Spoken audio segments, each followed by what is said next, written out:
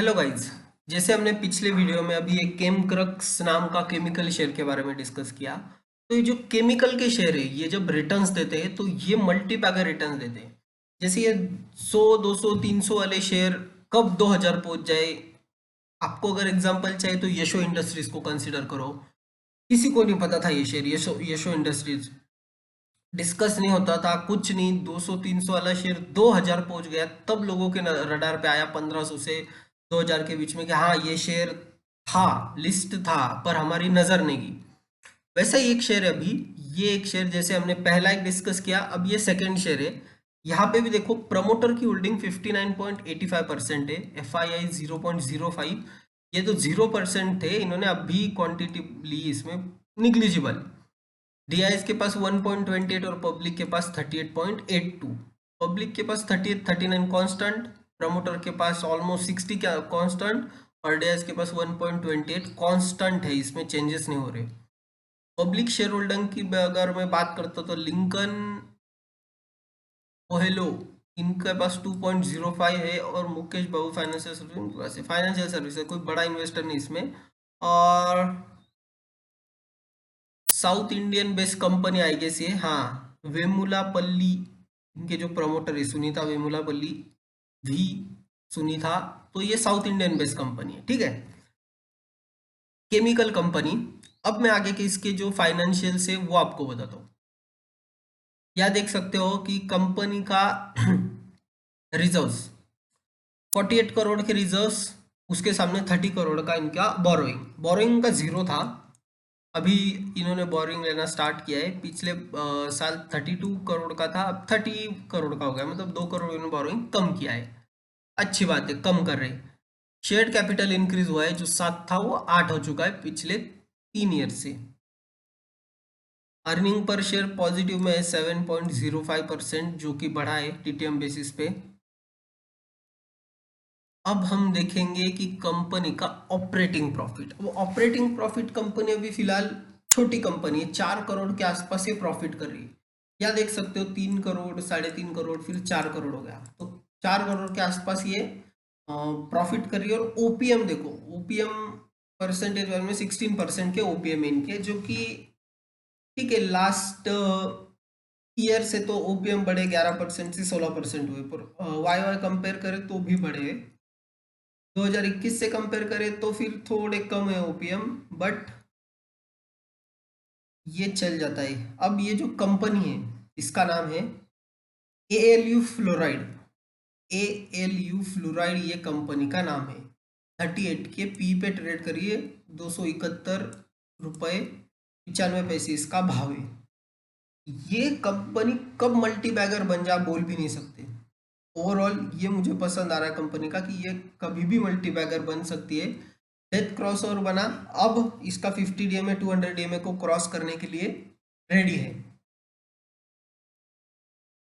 और ये कंपनी करती क्या है, देखो सबसे पहले तो उसका मार्केट कैप बहुत कम है, 213 करोड़ का मार्केट कैप। स्टॉक का पी 38 का, 9% का आरओसी, 7% का आरओई, फेस वैल्यू 10। मतलब स्प्लिट बोनस आने के चांसेस आपको बढ़ जाते हैं इसमें। डेट टू इक्विटी 0.54%, जो कि बहुत ही कम है। अब ये जो कंपनी है ये है आंध्र प्रदेश में बेस्ड है। It is the only company in Andhra Pradesh producing high purity aluminium fluoride AlF3 with technology develop by LUC Switzerland. Switzerland tech की एक टेक्नोलॉजी का यूज करते हुए ये अकेली कंपनी है जो हाई प्योरिटी एल्यूमिनियम फ्लोराइड बनाती है। अब ये एल्यूमिनियम फ्लोराइड जो है ये किस काम में आता है, is mainly used in production of aluminium as a flux in welding application and in ceramic glaze and enamels। तो एल्यूमिनियम क्रिएट करने के लिए जो फ्लोराइड लगता है वो बनाने वाली ये एक अकेली कंपनी है आंध्र प्रदेश में।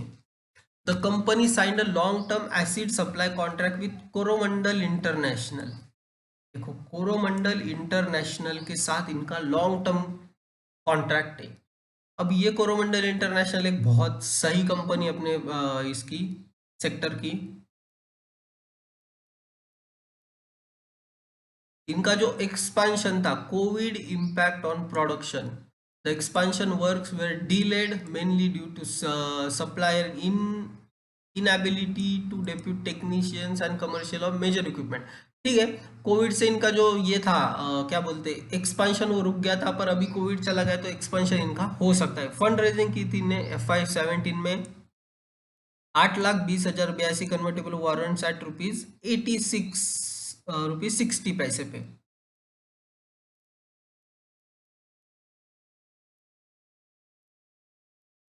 तो ये कंपनी मुझे यहाँ इस लेवल पे तो बहुत सही लग रही है। ठीक है, अब हम इसके चार्ट पे डिस्कस करते हैं। इसके लिए इंपॉर्टेंट लेवल क्या हो गया, मैं देख सकता हूँ 200 का इसने लो लगाया था, ऊपर गया, नीचे आया, फिर ऊपर गया, सॉरी। तो ये एक स्ट्रक्चर कॉमन है इसमें, ऊपर जाता है फिर नीचे और फिर ये ऊपर गया है। अब यहाँ आप देख सकते हो ये जो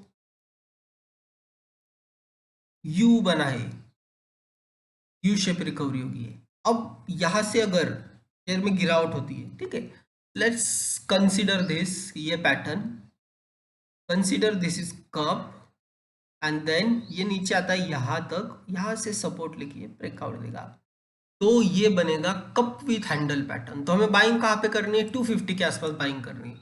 और जब हम 250 के आसपास हम इसमें बाइंग करेंगे, तब हमारा स्टॉप लॉस होगा 200 का, 50 पॉइंट्स की रिस्क लेके चलेंगे। 200 का इसमें स्टॉप लॉस होगा, और इसमें हमारा पहला टारगेट होगा 350 एंड सेकेंड टारगेट 375। ये शॉर्ट टर्म टारगेट बोल रहा हूँ, पर इसमें मेरे लॉन्ग टर्म टारगेट 500 प्लस है। ठीक है ना, 500 प्लस के टारगेट हम इसमें आराम से रख सकते हैं, पर उसके लिए कंडीशन एक ही है कि इसे होल्ड करके चलना पड़ेगा। एलियो फ्लोराइड कंपनी तो अच्छी है, प्रमोटर के पास अच्छी खासी स्टेक है, अगर टिकर टेप के हिसाब से देखा जाए तो रेड फ्लैग नहीं है अभी, एंट्री पॉइंट अभी भी सही है। इंट्रेंसिक वैल्यू इनके हिसाब से is more than current price is more than intrinsic value. तो टिकर टेप के हिसाब से इसकी वैल्यू अभी ये जस्टिफाई नहीं करता।